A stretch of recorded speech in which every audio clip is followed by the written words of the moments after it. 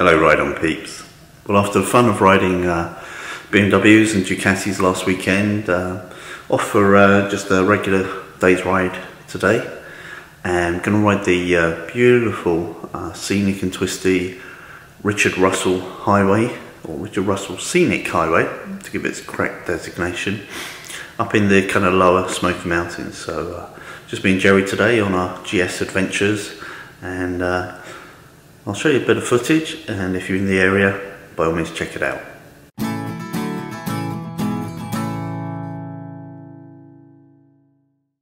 So a couple of weeks ago, Jerry and I went up to one of the BMW dealers, and Jerry got to ride the K1600B bike he's been wanting to ride for some time. And if you've seen that video, he says, my life is now complete. That's how much he loved the bike. Well, pretty inevitably, he's bought one. This gorgeous black beast is now all Jerry's. And I, for one, are certainly very jealous. And we're going to have an awesome day's riding today, up to one of our favourite restaurants in Toccoa, by the riverside, and then Route 60, beautiful, Wolfpen Gap, amazing, and then the beautiful Richard Russell Scenic Highway, in which I'll get some video footage following Jerry on his brand new steed. So stay tuned.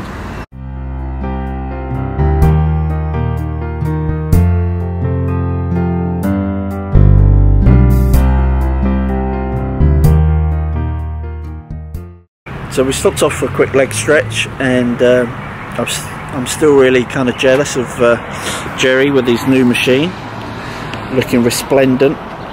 So you did what, about 100 miles yesterday? 132. And it'll be a couple of hundred miles today. Yeah. And so having ridden, I don't know, about how many miles you've done now in total? 100, 150? Yeah. Something like that. So what's your initial impressions? Because you obviously demoed this, and then now you're a proud owner. What's Gets better with every mile. I mean, the turning is amazing, you know, for the weight that it has, and just the handling is amazing, and everything you'd want. Yeah, we missed a couple of turns today, so I had to do some U-turns. You know, the things where your stuff can fall out. I wish it was a top loading rather than that. And other than that, the windshield doesn't bother me. It's high enough for me. I'm 5'9", so maybe in the wintertime I'll get a little band to go up the top. Yeah, a little wonderlic clip. Like right at the tip of the helmet, and it has no effect. It really doesn't. And yeah, just passing in 6th gear, it's like, oh yeah, effortless. So much torque, because it's 130 torques in total, and 100 or so even at tick over. So that thing is effortlessly creamy and super smooth.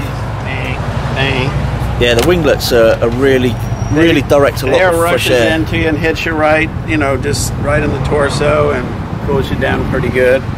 You know, it's not, again, nothing keeps you cooling when it's 100 degrees out, but it helps. It all helps. They feel quality, those winglets, as well. I really like that. They really don't feel flimsy. It feels a solid piece of engineering, and they feel, you know, thick, and I just really like that. They've done a real good job there.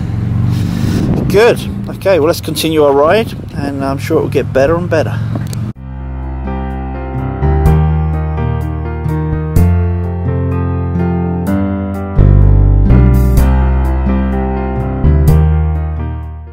So I'm still very pleased with my new Klim helmet with the transition lens. It's kind of as black as the ace of spades, but it's super clear looking out, and in direct sunlight it's a real godsend. The other thing is it's flowing air very well, so keeping my head cool, so I like that.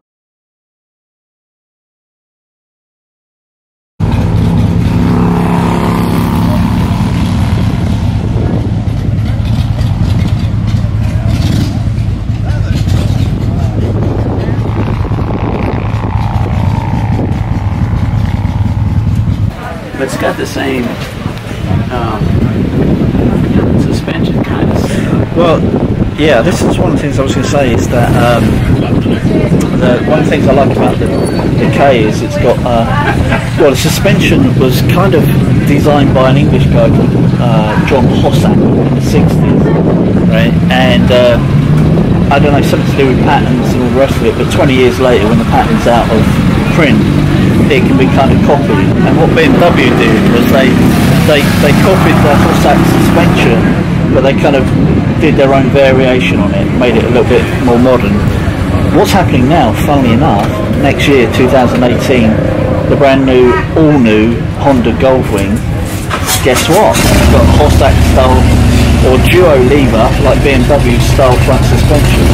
So that's going to be interesting to see how that actually looks like and how it works. But yeah, I'm a big fan of it because essentially what it's supposed to do is a bit like BMW cars traditionally rear-wheel drive, because they believe in separating the steering forces from the driving forces, and a bit like that, BMW think it's better if you separate the suspension forces from the steering forces. So when you're braking hard, you don't get lots of dive because that's pushing the front end. And separating it means you can still steer under braking a lot better. So if you have to change your line mid-corner, things are a lot better. And yeah, I really like that with the duo lever on the current Ks. That's a winner. But going through all those twisties and overtaking everything in sight, didn't have any problems. Nothing ground out, nothing touched down. Oh, and it just goes through the turns. Just as well as the GS Adventure. Yeah, cool. Dare I say better? I don't know. Better. Certainly, was it longer? It's longer. Long wheelbase, so yeah. Cool. But anyway, it's a joy to ride. Well, we'll go and ride the Wolfpan Gat, and that's twisty as well. Richard Russell, that's very twisty as well. So yeah, if it's going to happen, it will happen today. But there's plenty of bikes here, isn't there? They're everywhere. Really impressed with the amount of bikes here today. So, just seen that 200 horsepower VMAX. We've got a HP2 GS here. I mean, it's just happening.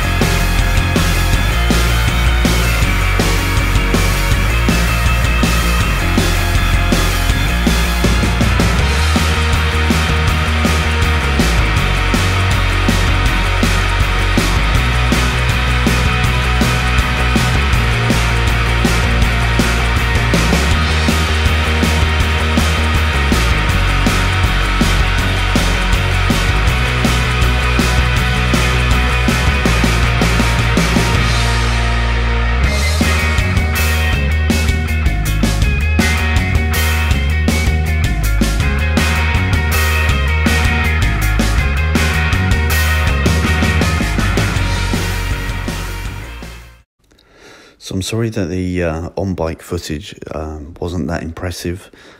Just position of the camera that day, but it does give you a quick flavour of just how agile and effortlessly quick the K1600B is. Jerry's absolutely delighted with the bike, and rightly so. I think it's a fabulous machine, as the 3 videos I've done on my own test rides of it show, and I hope he enjoys riding it for many years to come. Thanks for watching the video. If you liked it, don't forget to subscribe, like, share, and I'll see you next time on Ride On. And last but not least, don't forget to ride often, ride carefully, and ride on.